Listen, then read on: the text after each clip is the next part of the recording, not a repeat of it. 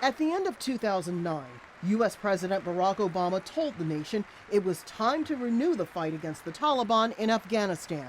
I have determined that it is in our vital national interest to send an additional 30,000 U.S. troops to Afghanistan. After 18 months, our troops will begin to come home. But behind closed doors, Obama's former defense secretary says the president waffled about fighting a just war. In his new book, Robert Gates, who also served during the presidency of George W. Bush, accuses White House staffers of undermining President Obama's resolve by criticizing the commander of the war, General David Petraeus, the Afghan president, Hamid Karzai, and the idea of a troop surge. As I sat there, I thought, the president doesn't trust his commander, can't stand Karzai, doesn't believe in his own strategy, and doesn't consider the war to be his. For him, it's all about getting out. U.S. news reports about Gates' memoir suggest the book is as much about settling scores as about establishing a record of his 45 years in government.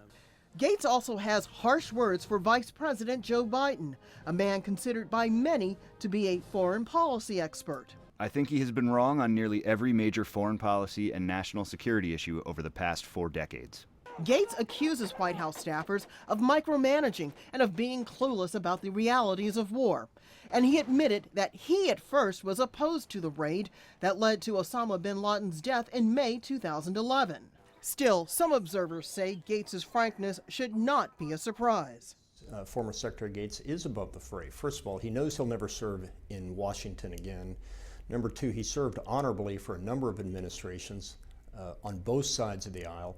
Everybody who investigated Bob Gates before he was selected for these jobs knew what they were getting. Late on Tuesday, a White House spokesperson defended the president's Afghanistan policy and called Biden one of Obama's closest advisors.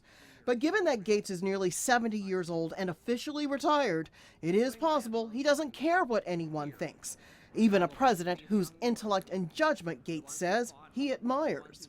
Rosiland, Al Jazeera, Washington.